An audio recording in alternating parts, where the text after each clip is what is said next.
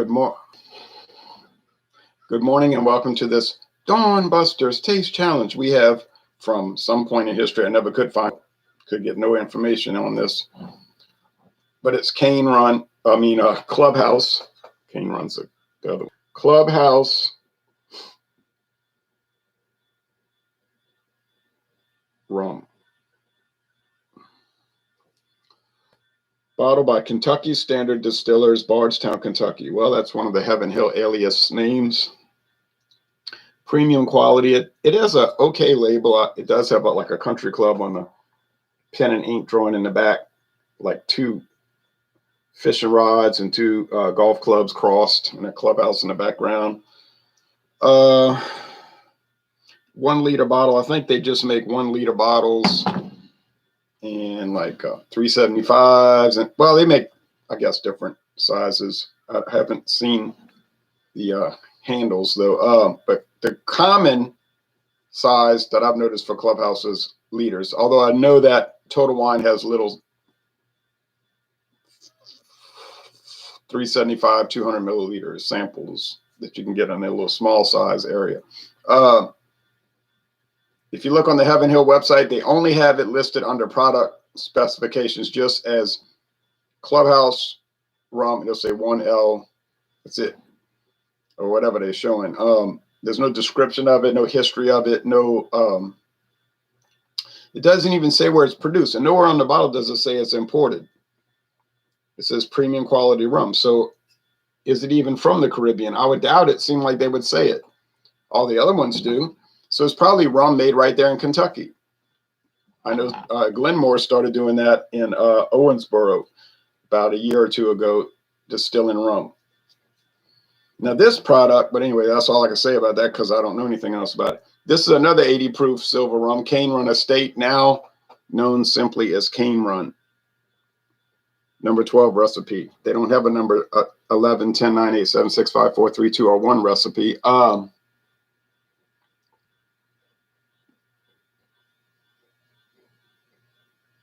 Produced in Trinidad for the Sazerac company and bottled by them in Louisville, Kentucky.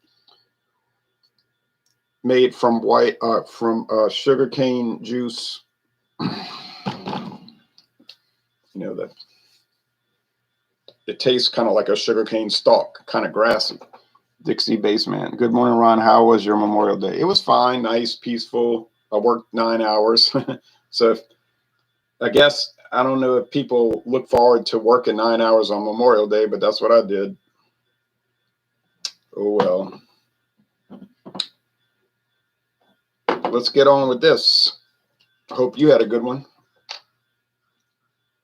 And then I came up with an idea for a new holiday. It's called Memorial Day for Civilian War Dead. To honor people, civilians killed in wars. Just an idea. I'll put that on Facebook. I guess some people interpreted that as me saying we should get rid of Memorial Day. I didn't say that. I said make a new one. It could be May 30th or June 1st. I don't know. Memorial Day for civilians killed in the war. And somebody put nope. I'm thinking, well, you don't think civilians deserve any honor or something? I don't know. I didn't even entertain him because that guy, it's not worth it. Believe me, there's not a whole lot of, you're not working with a lot. All right.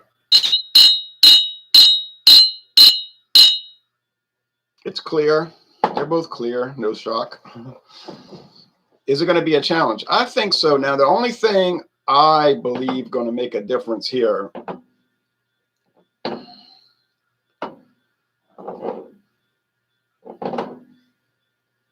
I think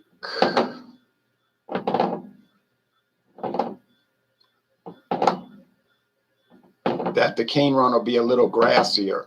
Beyond that, I don't really think it'll make much difference. So what's the price point? Well, I got Cane Run for an unusually low price, so don't expect to pay $9.99 for a handle because you ain't going to get it for that. Look for $18.99 at Total Wine. You're looking at about $18.99 at Total Wine or Walmart. So or wherever you go. That's the price. About $19 for a handle.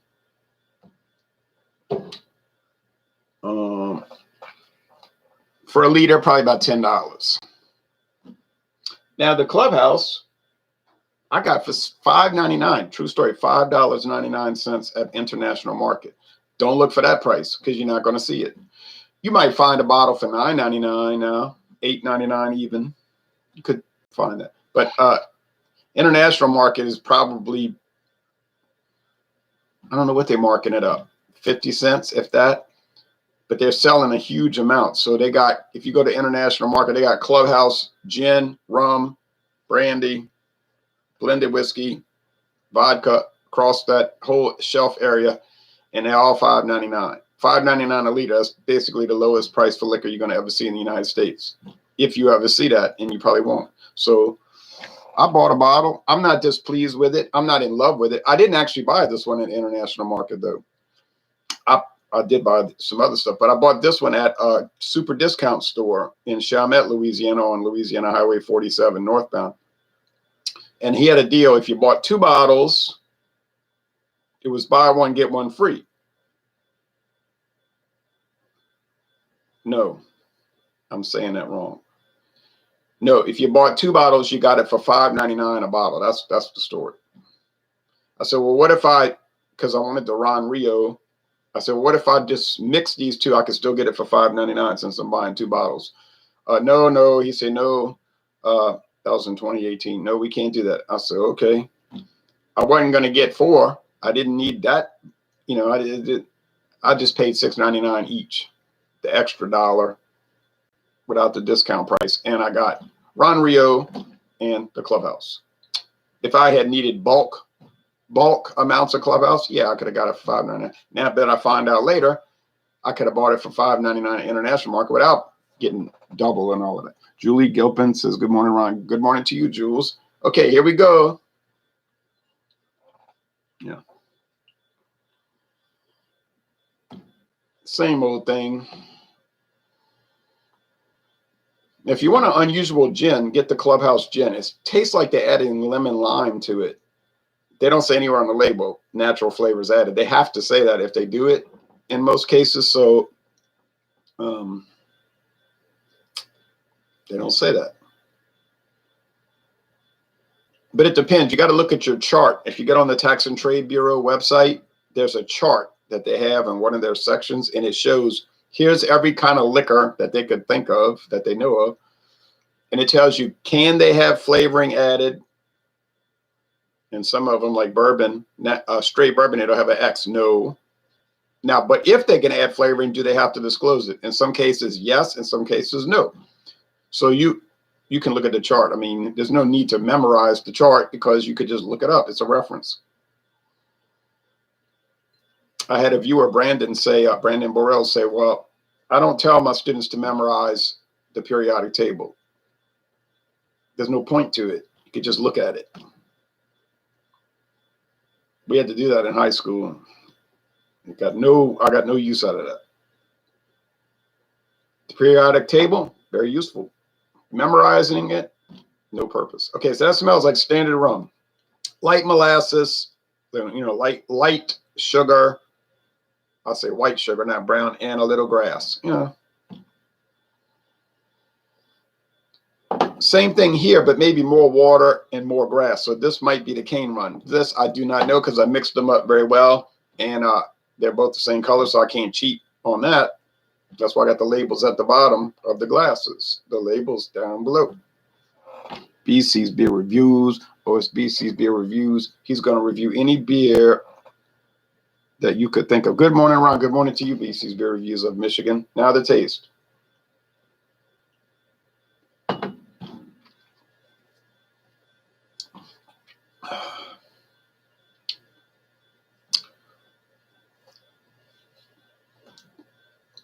Basic, but not bad. I mean, most white clear rum I tried seem basic. Same old story. You might say, why am I even watching these? It's the same thing with these white rums. Light sugar, a little grass. Yeah, and a little black pepper in some cases, like a spice. Yeah. If you said I'm not going to watch them, because it's redundant, it's the same thing, I would not take issue with that.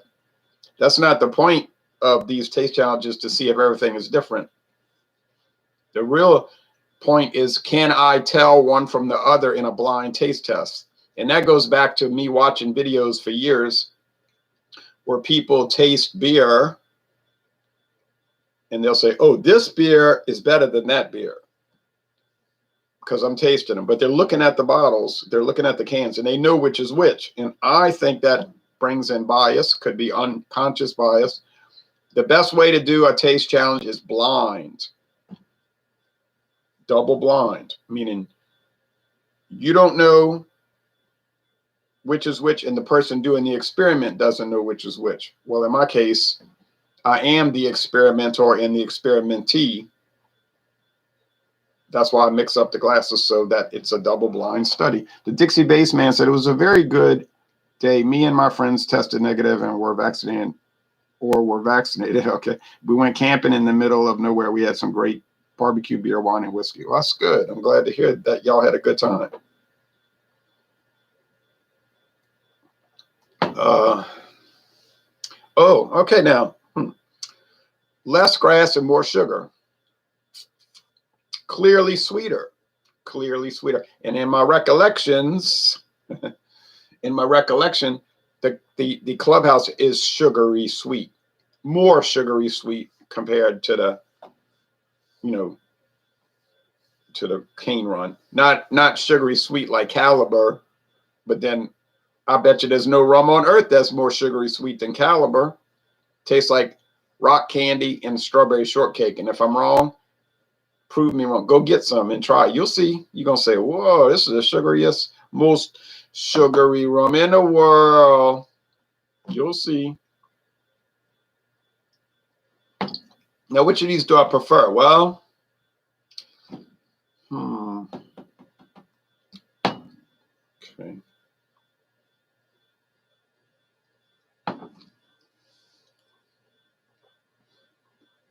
I think I prefer the sweeter one, because when I think of rum, I think of sugar. And when I think of sugar, I think of sweetness. I'm not necessarily looking to buy a rum that tastes like sugarcane stalks, sugarcane being a type of grass, and they squeeze the juice out of the pulp, the middle part, and then there's your sugar. Yeah, I'm not. We've cut the sugarcane stalks before and pulled the middle part out and chewed on it. You can't take it. It's too sweet, and it feels like your teeth are rotting. It makes your teeth hurt when you bite into it, and it's got that grassiness. Raw sugarcane's not too pleasant, I don't think. In my opinion, you might love it. I wouldn't. I said, ugh, as a child, ugh, how could somebody chew on that? All right, but so I think the Clubhouse wins. Well, let's say in quality, it's even. Really, nobody wins, because you can't. That's a mistake. You don't use personal preference as a quality evaluator. I've seen beer reviewers say, well, I don't like bitter beers. I hate high IBU beer. So everything I review that's high IBUs, I'm going to give it a bad score. No sense to that. I'm watching somebody lately. He, the crummy beard, he says, I don't really like bitter beers. He doesn't like IPAs. He said, I don't go for this. But he gives them high scores because they're well made. I mean, the ones he's tried. Like that hazy, super hazy, whatever from Sierra Nevada, the purple can. It's like 9%. I can't remember the name of it. Big Little Thing. That's it. Big Little Thing. He said, I don't really like this kind of stuff, to tell you the truth, but I'm going to give it a high score. I don't think he gives scores, but I'm going to give it a high regard because it's well made. Same thing here. Clubhouse. Is it super cheap? Oh, you know it. Is there any cheaper rum on the market? I doubt it. But, important point, is it even from the Caribbean? I doubt that. Okay, so maybe it's made in Kentucky. No big deal. But the important question is, does it taste good? Yes, it does. Is it going to be good for cocktails? I don't see why it wouldn't be. So, final assessment here. Can you get a really cheap liquor, in this case rum, and it come out okay? Better than okay. In fact, good to very good. Yes, this is a perfect example of that. With beer, it's a little more shaky. I mean, they got some super cheap beers on the market, but they don't really have them like they used to. 10 years ago, they used to have all these Milwaukee Special Reserve, Gold Mine Lager, and all of this stuff, Big Flats. That stuff was all tragic. It was terrible. I mean, maybe you could score them a C- if you were being generous, but they were nasty, and the sales were not there. Whole Foods tried selling that Gold Mine. Yeah, it was $3.99 a 12-pack. And it was about $3 too expensive. So, but with liquor, seems to me, you can go really super cheap and it's not so bad. Beer, watch out. I really like the Big Little Thing. Laughing out loud, says Julie. Zach Worm says, cheapest beer in my city is $10 a 6-pack. That's not cheap. Dixie Basement. The Caliber tastes almost like diabetes in a bottle, which isn't a bad thing necessarily. Yeah, it is so sugary. If you've never tasted Caliber silver rum, Caribbean silver, it's called Caliber Caribbean silver, there's really no way for me to describe it adequately. You have to try it yourself. It's that strange of a product. So Zach says Canada prices. Oh yeah, terrible, terrible. Well, the government, most of what you're paying is tax. Jules says, laughing and crying. Taxes to pay for all the free stuff. So Canadians will tell me, we get all this stuff free. I say, it's not free. You're paying for it. They'll say, no, when I go to the doctor, it's free. I said, but yeah, but you paid for it up front. You already paid for it, or somebody else did, because your tax rate is extraordinarily high, and it makes all your prices outlandishly high, and so you are paying for it. Canada's government has no money. They don't have a bank account. They don't have a job. Okay, the government of Canada does not have a job. They don't earn an income. They're like every other country in the world. They get money from the citizens. Now, you might say, oh, you're against socialized medicine. Well, whether I'm against it or not is irrelevant to the point. I don't care if Canada has it. It doesn't make any difference to me. If Canada has all these things, I don't care. I don't live in Canada. I'm not planning to live there. It's too cold. So I don't care. I don't care what Scotland does. I used to have somebody from Scotland comment on my YouTube, Facebook all the time. I'm going, in Scotland, we do this. In Scotland, we do that. I said, well, good. I mean, I don't care what Scotland does. I have profound disinterest in what Scotland does in their internal operations. But it was like he was telling me, well, what y'all need to do in America is what we're doing in Scotland. No, we don't need to do it. That's why you have different countries. You ever heard of the word diversity? This is what I'm saying to y'all. You ever heard of diversity? It means different ways of doing things. There's not one set rule for the world. But some people don't believe that. They believe there's one rule for the whole world and everybody should follow it. I don't believe that. All right. 80% on spirits, 60% tax in my province. Terrible, horrible. Hello, Ron, says Maxwell. Cheers to you. 60 to 75 on beer. Yeah, see, so for every action, this is science. This is not politics. People say politics, everything we use politics. Not politics, science. For every action, there's a reaction. You learn that in science class.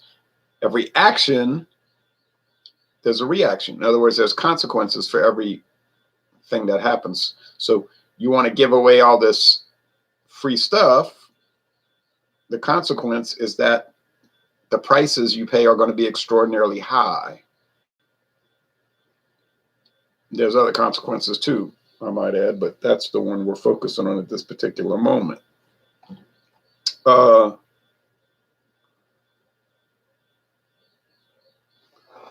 Choice and consequence, right? The Canadian government makes so much money. They make money. Well, they seize money from housing taxation. Right, that's not making money. That's taking money. And the most insidious tax is property tax. I've said this for years. The worst tax on earth is the property tax because you have to pay rent to the government. And they will literally take your house from you if you don't pay the property tax. So you don't really own it. It's like the government's letting you stay in it. So you could argue that people in America don't actually own their homes. The government owns it and you're leasing it from the government. Because go ahead and try that experiment. Don't pay your property taxes, see what happens. You're not going to have your house. All right, so that's theoretical stuff. Be glad to talk about it at another time, but I'm going to get going now. So drinking a kokanee beer right now. You ever heard? I've seen it. It's on the Anheuser-Busch website. They talk about kokanee and kokanee gold. I'd love to try them. Never seen them. Probably won't. We get very few Canadian beers here. Labatt, but barely get that. We barely get that. Most stores sell Moosehead and Canadian, Molson Canadian. But that's it. I mean, that's it. Well, here or there, you'll find a Canadian craft beer like Unibrew, Maudit, or something like that. But it's not too common anymore. So as far as Louisiana and Canadian beers, you may as well say we don't get anything. Except, like I said, Molson Canadian, Moosehead, and occasionally Labatt. And you'd be lucky if you see those. So it's not exactly we're not getting too much. Kokanee salmon. Oh yeah, fish. How Labatt. What's that mean? How Labatt? How? Well, they brew it and then they sell it to us and then we drink it. If we want to get that 11.5 ounce bottle, not 11.2, oddly, 11.5 ounces. Strange. Landlocked salmon. Oh, okay. All right. Anyway, enough of that. I think this is the Clubhouse, and I prefer it because I like the sweeter things.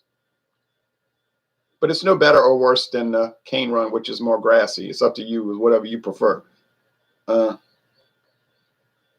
golly gee whiz, it's the Cane Run. So I couldn't even get them right. 3 in a row, loss. Lose, lose, lose. How about Labatt is what I meant. Oh, yeah, Labatt. Yeah, we get it. We get it, but it's not common here. I can't get it in this town. Used to years ago. I don't guess people bought it, so they cut it. Hi, Ronnie, says Beer Hounds. Hello to you, Beer Hound in California. Thanks for watching. So 3 in a row, I've gotten them wrong. Does that mean I'm bad at tasting rum? Well, it could be that. Certainly. You can't rule that out. But I had gotten like 8 correct in a row, so there's an argument in my favor there. And secondly, I think the real answer, though, I could be wrong, might be right. We don't know. Most people don't care. It could just be that these are so common and similar one to another that it's almost impossible to tell them apart. And I think that's the real reason. I think that's the real answer. The true answer, the correct answer is that it's not that I'm bad at tasting rum. It's that they're so similar, it's almost a guarantee that you're going to get them wrong. Maybe you do 20 taste challenges, you get 10 right, 10 wrong. Every time, 10 right, 10 wrong. You say, well, it's a coin flip. That's a 50% probability. Right, because that's how close they are. So what does that tell us? I think it tells us something very important. Shop price. And when you're finished shopping price, do it again. So with these clear, silver, white rums, what is my attitude going to be? It's going to be, I'm buying whatever's the cheapest. Now, I have Don Q coming up in about a year. Really, it's going to be about a year. True story. I saw Don Q at Doornest for $14.49 a handle, glass bottles, beautiful bottles. I said, boy, I almost want to buy it. It'd have been less than 30 bucks. Well, a little bit over $30 with tax. I said, but I'm not going to drink them for a year.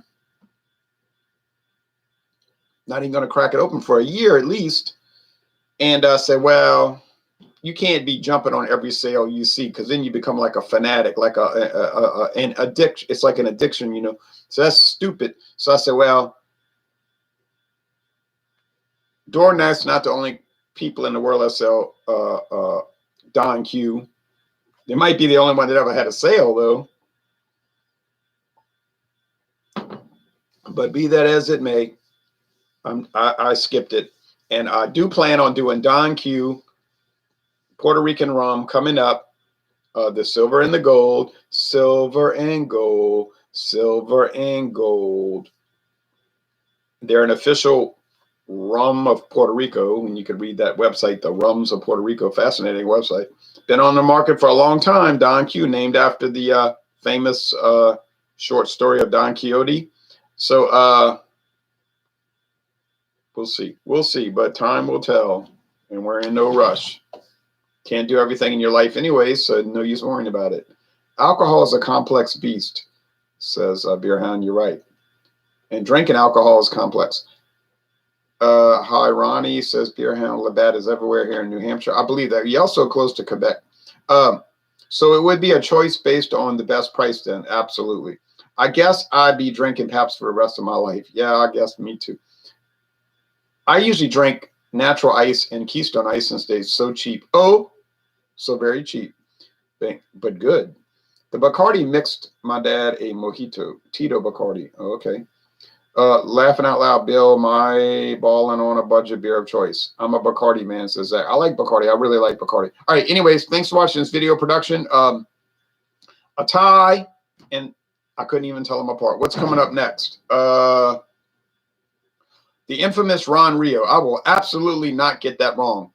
Mark your calendar. 2 days from now, I will absolutely, and this is a guarantee, get them correct. Because of the infamous Ron Rio. It's not me, it's them. Or Keystone Light, yeah, if you like light beer. You also don't always taste all the notes the same way, depending on what you've eaten, add the similarities to that, and you're almost tipping at windmills. Right, because I had grits this morning, and I blended white grits and yellow hominy grits, but that could be a factor. I doubt it. Afternoon from the UK, the Crumbie Beard says, thank you, and I'll watch your videos. Let me go answer this call. I think I know who it is. Thanks, everybody.